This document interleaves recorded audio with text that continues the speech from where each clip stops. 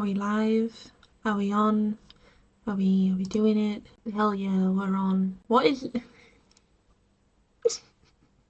Hello and welcome back to Commitment Issues. Today we are looking at r/true scary stories. I do not know why I'm talking like this. I don't have a radio voice or like podcast voice. I don't know, like, how do you talk like you're doing a podcast? You know, like the old radio voices. I put like a filter over my voice. Good evening.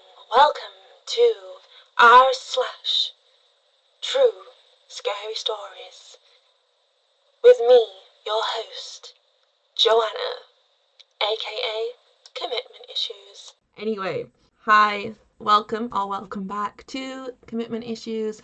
I am Commitment Issues, aka Joanna, aka I don't know what I'm doing. Thanks for tuning in, I suppose. Thanks for being here.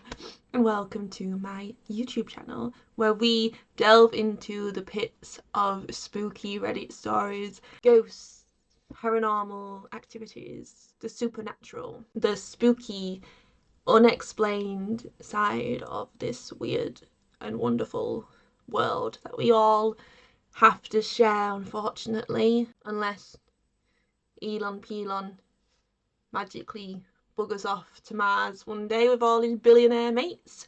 That would be lovely, wouldn't it? Anyway, get ready to delve into some scary stories with me. Get a drink or a snack or both, a comfy blanket or duvet or whatever, and snuggle up with me and let's get scared. Maybe, shall we? Da, da, da, da, da, da, da. Let's have a drink before I do this. Terrifying. Okie dokie. So, r/true scary stories.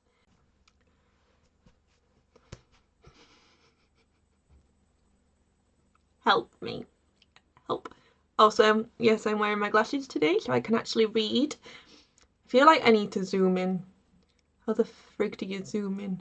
I'm not blind, my eyes don't focus, funnily enough, like the rest of me. Okay, let's actually crack on, shall we?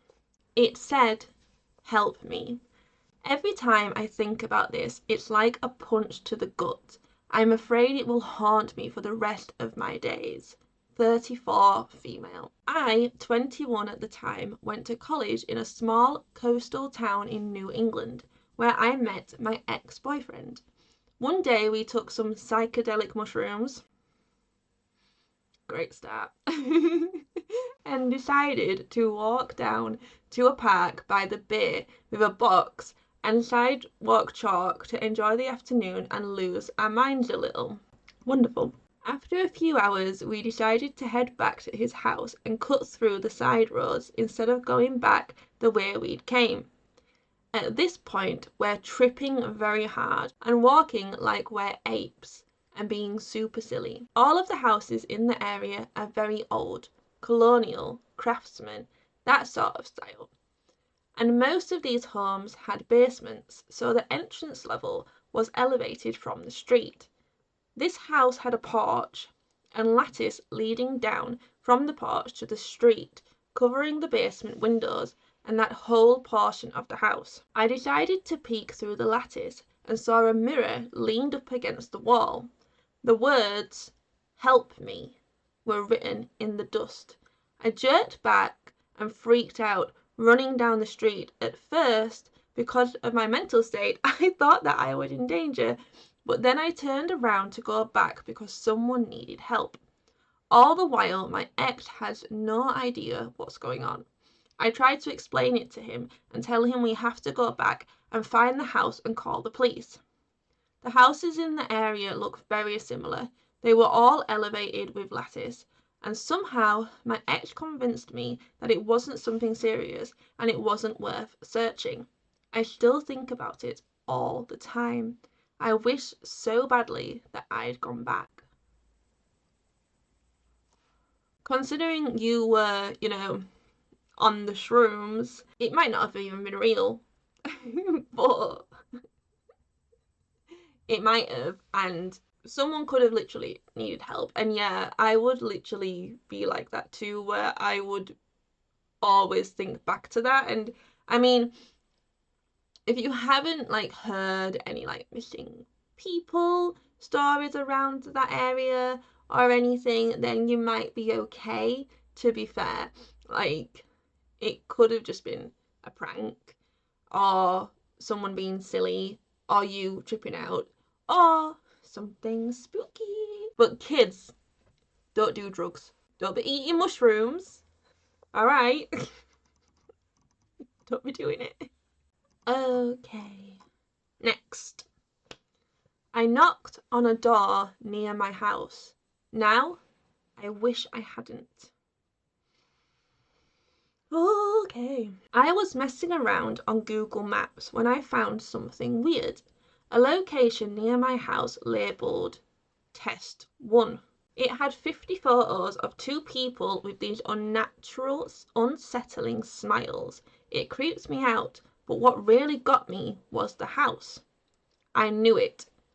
As a door-to-door salesman, I have knocked there plenty of times, but no one ever answered. The place is run down, the yard overgrown, and an old, rusted car has been sitting there for years. I always assumed it was abandoned. But today, after finding these photos, I decided to try again. I knocked, no answer. Knocked again, still nothing. I kept knocking, waiting longer each time, until finally I pressed my head against the old dirty glass to see inside. That's when I saw him. Naked, curled up on the floor in a weird, twisted position, not moving, not responding, just lying there. I didn't stick around to see if he got up. I don't know what's going on in that house, and I don't think I want to. Is it real? Oh my god, wait. So they shared the map, the Google Maps, the area, let's see. That's not the place, is it? That's where I am right now, I think. Unless it's like near me, I don't think it is. Dude. Okay, that's not it, because that's a field. I don't think that's gonna work for me. Okay, but going into the comments, somebody was like, if this is real, why didn't you like call somebody? True, but like, you know, sometimes if you see something freaky, you just kind of like, I'm gonna just leave. I don't want to be part of that. It's weird. But there's a comment here. Apparently someone went onto the link. It must have worked for them. It don't work for me. And it tells them the details about the homeowner. The comment was about knocking on the door and it being opened by a weird looking guy who then disappeared or something. I'm really sorry, but I don't remember exactly what it said. However, there is a picture of the homeowner who honestly looks a little freaky. But honestly, mate, he looks scary. Like his teeth have been filed into points or something. I want to see on Google Maps, but it's not coming up for me. But then everyone else is like, it don't work, or it doesn't connect. Wait, so the link works for like someone and then just not anyone else. Yeah, maybe don't go back to that house. Just don't go back, it's fine. You don't need to go back to that house. I know like we are all really curious, and honestly, when I see like a creepy house or like creepy architecture or like an old building and it looks abandoned and I'm like, oh, what's that building? And I wonder what's in there. And I feel like we're all kind of like that. But curiosity kills the cat. There's a reason we say that. I don't know the actual reason we say that, but let's Google it. I'm going down like spirals. The interesting meaning and history of the phrase curiosity killed the cat. Curiosity killed the cat is a well-known phrase that is found repeatedly in English literature. The meaning of it is easy to summarise. Don't go poking your nose into other people's affairs. The phrase, though, began life quite differently. Curiosity killed the fact, but care killed the cat, is what it was. Oh, wait, what? Care killed the cat is found as early as 1598 in Ben Jonson's comedy Every Man in His Humour.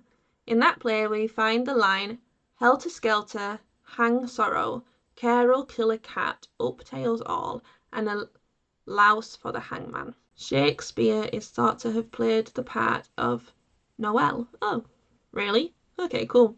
And Shakespeare remembered the use of "care killed the cat" when writing his play Much Ado About Nothing. In these instances, care means worry or sorrow. Cats were much maligned in the Middle Ages and early modern period, partly because of their associations with witchcraft and black magic. Okay, they obviously had their uses when it came to ridding households of rodents and other vermin. That's why we domesticated them mainly. Apparently in both of the scripts of Johnson's and Shakespeare's, the expression "care killed the cat" is something to be avoided. I guess because care, we don't really use care as in Shakespeare would have used it nowadays. So curiosity is apparently related to full of care, which means being inquisitive and caring about something, and so you care about something, so you inquire about it more than oh, I care for or worry for somebody. Anyway, there you go. That was a tangent, wasn't it? But now you know what Curiosity Killed the Cat is from. If you didn't want to know, well, you learned something new today. You're welcome. Let's read a few more stories, shall we? Hopefully I don't go down another tangent of some meaning of a phrase. I don't know why I can't sit properly on chairs. If you're the same, like the video. If you're not the same, like the video. Therefore everybody would like the video. Anyway, next story. Shall we go? Okay. Radio call for help.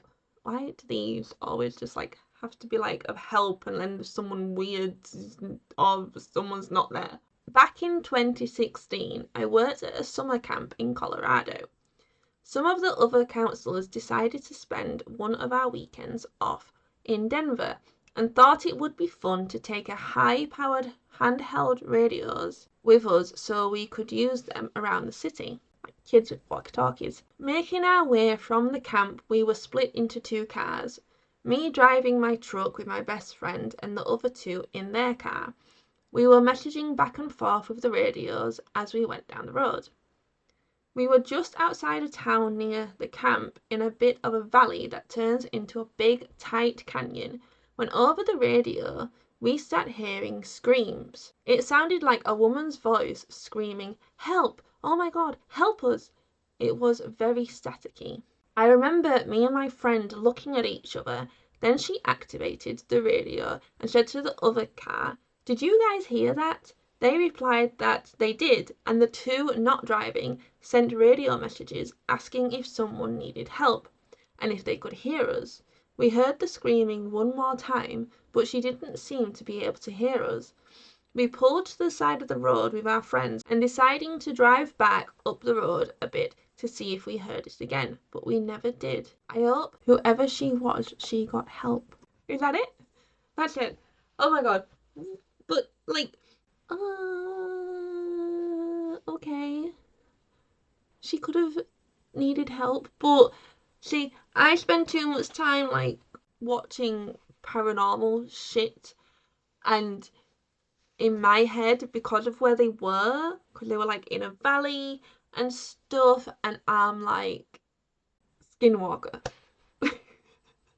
Because they apparently will pretend or mimic the voice of a woman needing help to lure people in, or they also will pretend to be a coyote needing help, but there'll always only just be one of them, which obviously is strange because coyotes are dogs and they're pack animals. Hopefully it wasn't actually someone who needed help. Did you see any cars or anything nearby? Because that means she would have had a walkie-talkie herself, or someone stole the car, or they were being chased. I don't know. I would literally feel so bad though, because I would like get out and be like, oh my god, we need to go find this person, and then I probably would end up dead. I keep saying this, like in horror movies, I would be like one of the first people to just go because I have just like no survival instincts or whatever.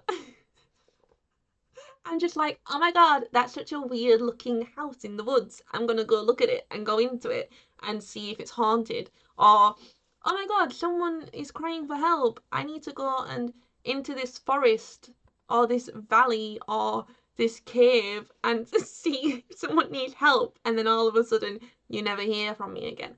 So that would be me in a horror movie. Oh, oh, oh, oh. Next video. Next video? No. Story. I'm losing it. I'm losing it. I'm losing it. What's happening? Why? What is wrong with me right now? I need to breathe. Okay. I'm gonna just like take a deep breath. Like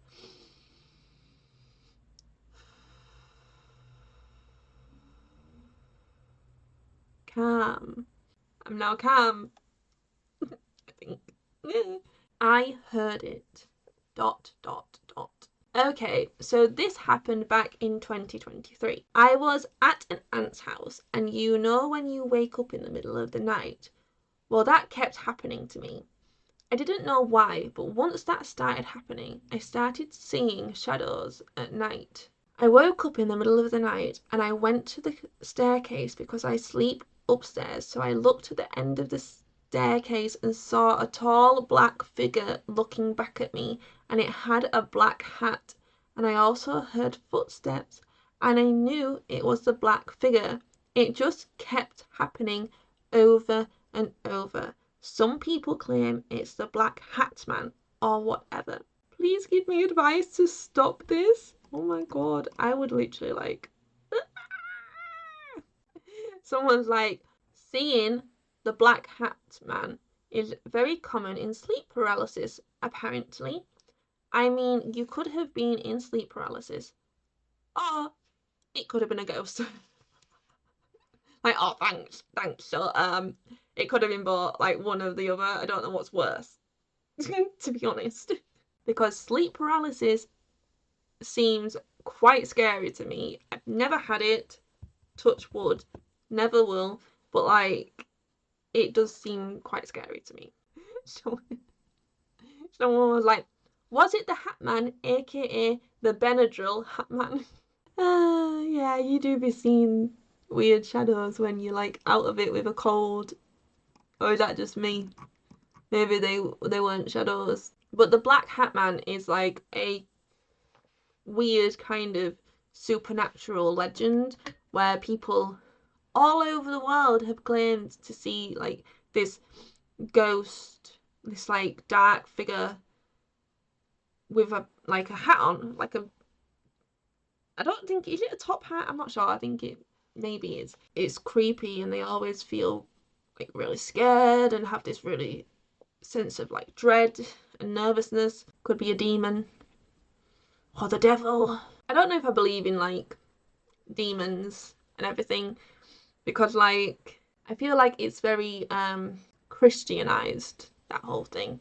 So it could just be like negative spirits and negative energy, like a build up of negative energy, or some weird necromancer. I don't know. What do you think about that? Have you heard of the Black Hat Man? I think this is gonna be the last one for now. This isn't like a ghost one. This is more of a true crimey story, but hey, I like that sort of stuff too because I am that sort of person now. I never used to really enjoy true crime. I didn't really get into it, really.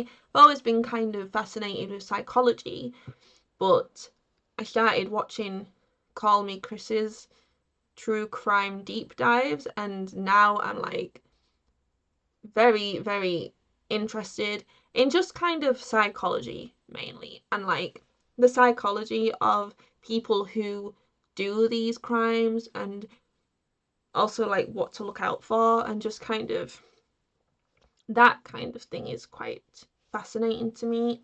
So this one popped out at me. Possible serial killer in the family. Ta-da! Today I found out that my spouse's uncle, let's call him Jay, who has less rain on his mouth in old age with Parkinson's, has spent the last decade talking about how he used to torture and murder people. A lot of them in California, but not just there. Not even just inside the USA. The guy's daughter has been through hell with the guy. She's tired of getting nowhere with the cops. Jay was extremely abusive to her, so she's got all that to deal with in addition to his statements about murdering people. She's been making and keeping notes of what he says he's done for a decade to turn into the cops, and they keep doing nothing.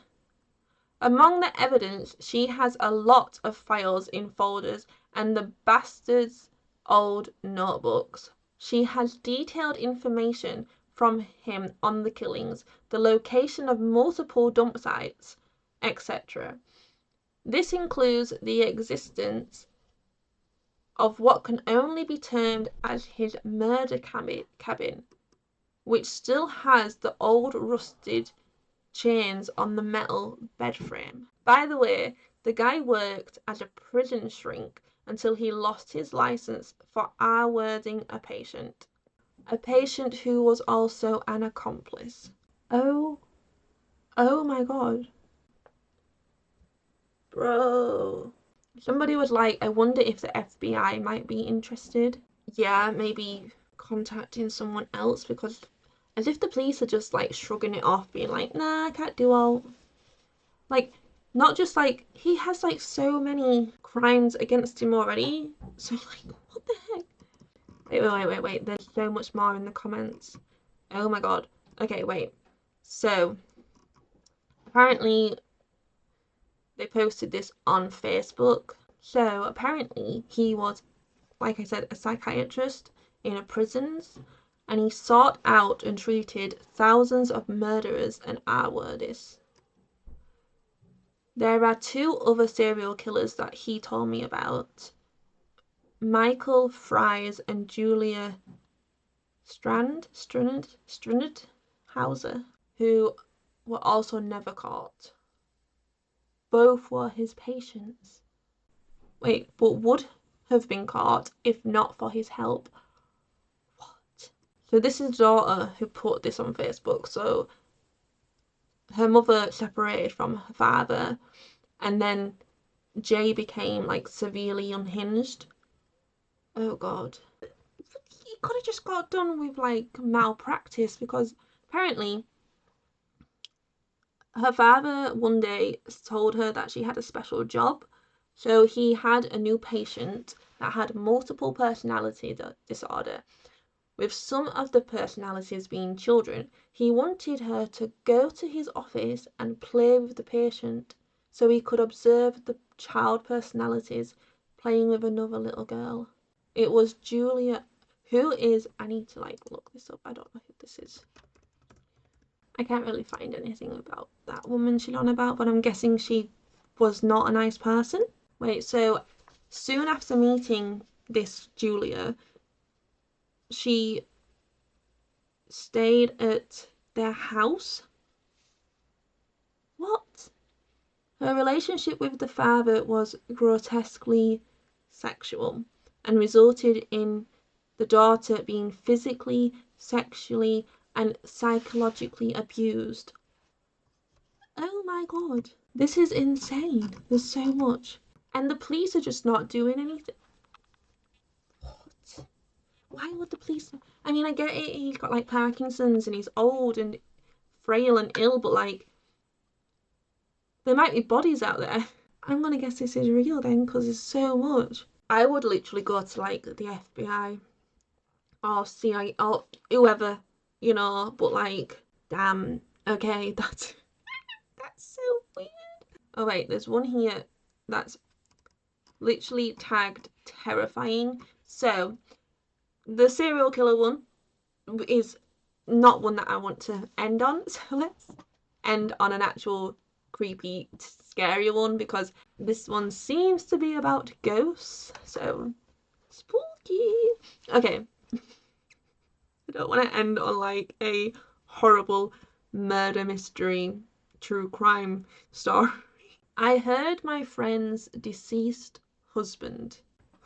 Oh, goody. I was house/pet sitting for my next door neighbor/friend, Angel, while she was in Hawaii. She is a widow, and I was just taking care of her 2 cats and elderly Yorkie.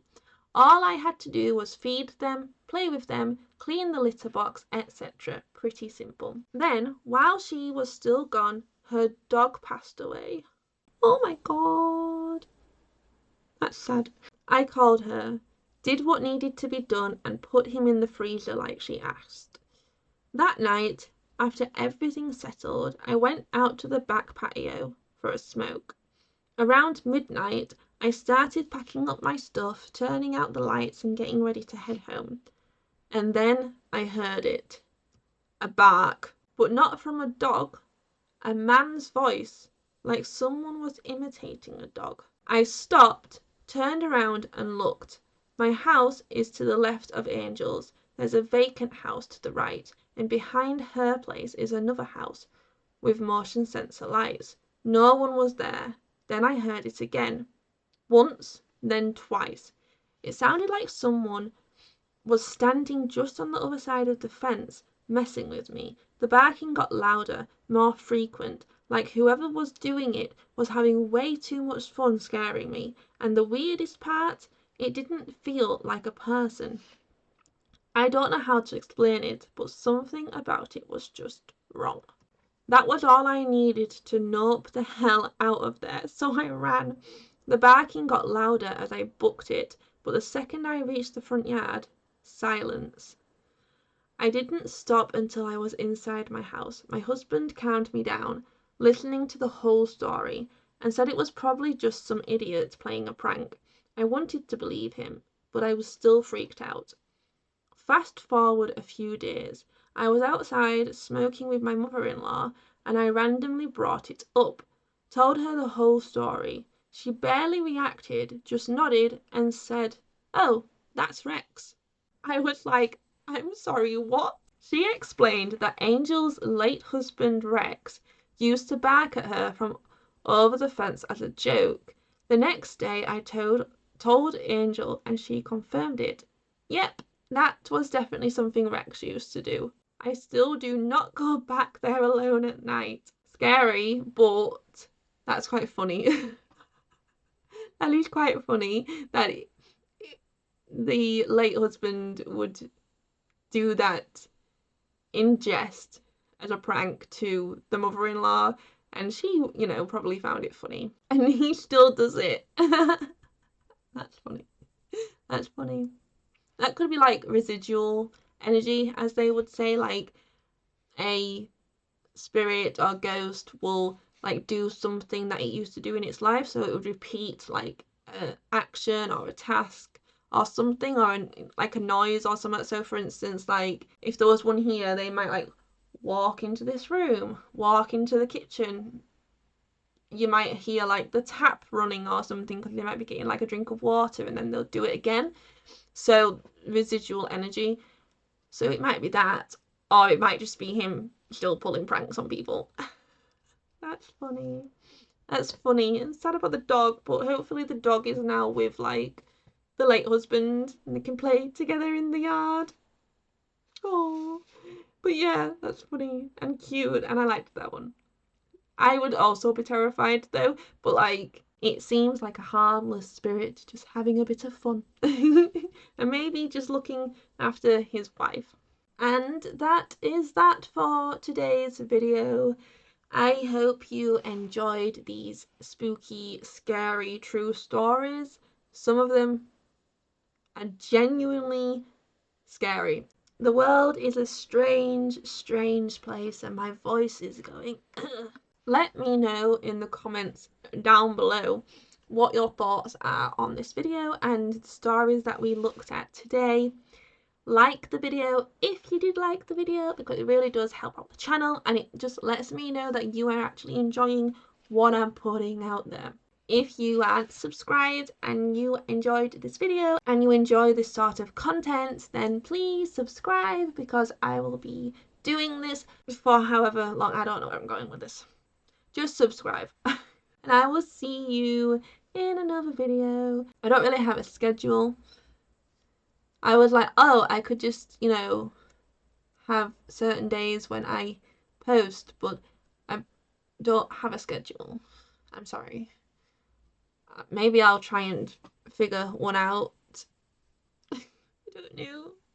But anyway, thanks for watching, and I will see you next time. Bye, guys.